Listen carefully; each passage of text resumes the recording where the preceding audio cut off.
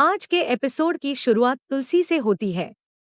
वह शांत लेकिन दृढ़ आवाज में कहती है कि जो बीत गया उसे अब बदल नहीं सकते, इसलिए बेहतर है कि अब आगे क्या करना है उसी के बारे में सोचा जाए। तभी अचानक सुचित्रा के फोन पर कॉल आती है। फोन देखकर सुचित्रा के मन में कई सवाल उठने लगते हैं। वह सोचती है कि शायद मिहिर अपनी गलती का एहसास होने के बाद माफी मांगने के लिए फोन कर रहा होगा या फिर अपने किए पर पछतावा जताने के लिए बात करना चाहता होगा। तभी नंदिनी उसे कहती है कि फोन उठाओ और स्पीकर पर लगा दो ताकि सब सुन सकें कि वह क्या कह रहा है। सुचित्रा फोन उठाकर स्पीकर पर लगा देती है। दूसरी तरफ से मिहिर की आवाज आती है और वह गुस्से में पूछता है कि तुम्हारी बेटी ने आखिर यह सब क्या शुरू कर रखा है। सुचित्रा जवाब देती है कि वह एक प्रतियोगिता में गई है। अगर इस बात से ऋतिक को कोई समस्या हो रही है तो उसे समझना चाहिए, क्योंकि उसके अपने परिवार में तो बहुबेटियों के बाहर जाकर काम करने पर कभी रोक नहीं लगाई जाती। इतना सुनते ही तुलसी बीच में बोल पड़ती है और साफ शब्दों में कहती है कि शांतिनिकेतन में बहुबेटियों को काम करने से कभी नहीं रोका जाता, लेकिन जिम्मेदारियों से भागना भी सही नहीं है। वह कहती है कि शादी के बाद मिताली पर कभी बच्चे के लिए दबाव नहीं डाला गया था, लेकिन जब बच्ची पैदा हो चुकी है तो उसकी देखभाल करना भी उसकी जिम्मेदारी है। तुलसी आगे बताती है कि मिताली कई बार बच्ची को स्कूल से लेने तक नहीं जाती, नहीं किसी को ठीक से बताती है। छोटी सी बच्ची कई कई घंटे स्कूल में रोती रहती है। एक बार तो वह पलंग से गिर भी गई थी, लेकिन मिताली को जैसे कोई फर्क ही नहीं पड़ा। तुलसी यह भी बताती है कि मिताली बच्ची को छोड़कर अपने प्रतियोगिता में चली गई और वहां अपने मैरिटल स्टेटस में सिंगल लिख दिया। अगर दुनिया को यह पता चल जाएगा कि वह शादीशुदा है और एक बच्ची की मां भी है, तो परिवार की इज्जत पर सवाल उठेंगे।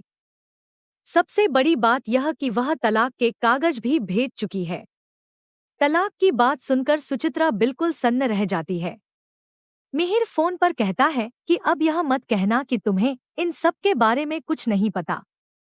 सुचित्रा समझाने की कोशिश करती है कि मिताली अब बड़ी हो चुकी है और अपने फैसले खुद ले सकती है। वह यह भी मानती है कि ऋतिक और मिताली के रिश्ते में पहले से ही दरार थी और केवल परिवार के कारण वह रिश्ता अब तक चल रहा था। लेकिन मिहिर गुस्से में कह देता है कि अच्छा हुआ सच्चाई सामने आ गई।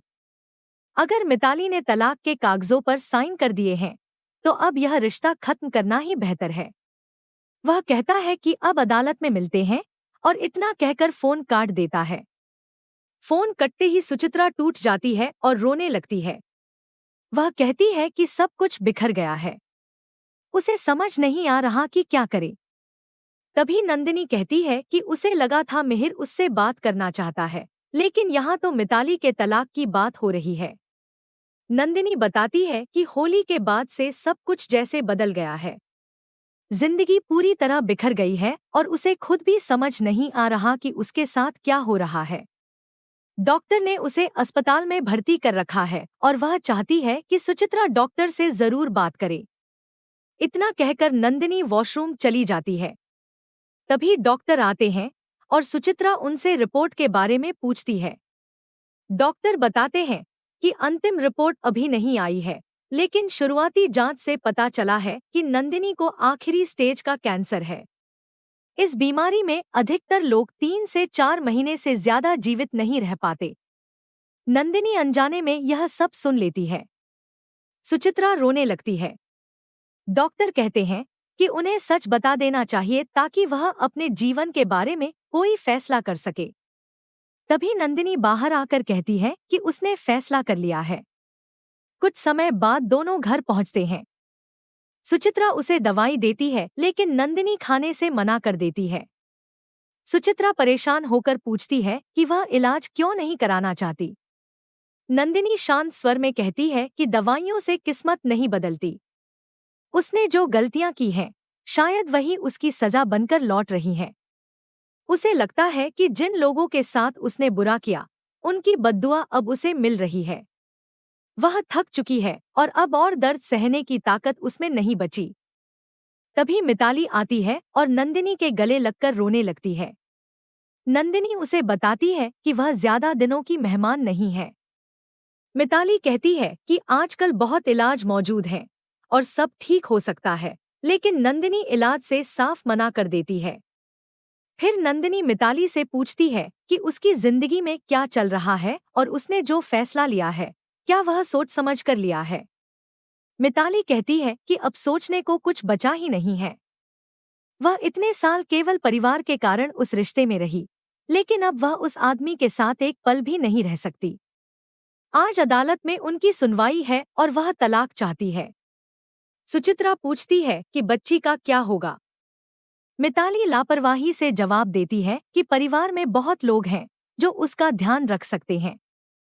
उधर घर में मुन्नी तुलसी से कहती है कि उसके और ऋतिक के बीच कुछ भी नहीं है। तुलसी उसे समझाती है कि उसे किसी को सफाई देने की जरूरत नहीं है। असल में मिताली को तलाक का बहाना चाहिए था और उसने मुन्नी का नाम ले लिया। तुलसी कहती है कि जब दो लोग साथ नहीं रहना चाहते तो जबरदस्ती रिश्ता निभाने से बेहतर है कि अलग हो जाएं। लेकिन उसे सबसे ज्यादा चिंता उस छोटी बच्ची की है जिसे इस उम्र में माँ बाप दोनों की जरूरत होती है। दूसरी ओर अजय और परी बच्चों के साथ बात कर रहे होते हैं। बच्चों की मासूमियत में जब तलाक का मतलब पूछा जाता है तो माहौल थोड़ा भारी हो जाता है। तभी तुलसी का फोन आता है और परी को अदालत आने के लिए कहा जाता है। अदालत में मिताली एक फ्लैट और हर महीने 5 लाख रुपए की मांग करती है। ऋतिक कहता है कि उसे जो चाहिए वह सब देने को तैयार है। जज दोनों को तलाक दे देती है, लेकिन बच्ची की कस्टडी दोनों को संयुक्त रूप से देने का फैसला सुनाती है। बाहर आकर सुचित्रा मिताली से पूछती है कि उसने बच्ची की कस्टडी क्यों नहीं मांगी। मिताली साफ कह देती है कि वह अभी अपने करियर पर ध्यान देना चाहती है और बच्ची की जिम्मेदारी नहीं लेना चाहती। ऋतिक यह सब सुनकर और भी परेशान हो जाता है। उसे डर है कि बच्ची का भविष्य कहीं असुरक्षित न हो जाए। तुलसी उसे ढांढस बंधाती है और कहती है कि मिताली खुद कस्टडी नहीं चाहती, इसलिए बच्ची अंततः ऋतिक के पास ही रहेगी। बाद में ऋतिक मुन्नी से मिलता है और अपने दिल की बात बताता है। वह याद करता है कि जब उनकी बेटी छोटी थी तो वह रात भर रोती रहती थी और उसकी माँ उसके पास भी नहीं जाती थी। मुन्नी यह सुनकर बहुत दुखी हो जाती है। ऋतिक कहता है कि उसने इंसानों को पहचानने में बहुत बड़ी गलती की। उसने जिस इंसान को अपने पास रखा वह गलत था और जो सही था उसे दूर कर दिया। यह कहते कहते ऋतिक की आंखों में आंसू आ जाते हैं और वह वहां से चला जाता है। मुन्नी भी वहीं बैठी पुराने दिनों को याद करती रहती है, जब ऋतिक उसकी पढ़ाई में मदद किया करता था। दूसरी तरफ ऋतिक भी अपने अतीत के बारे में सोचता है और पछताता है कि उसने कभी मुन्नी का अपमान करके उसे घर से जाने पर मजबूर कर दिया था।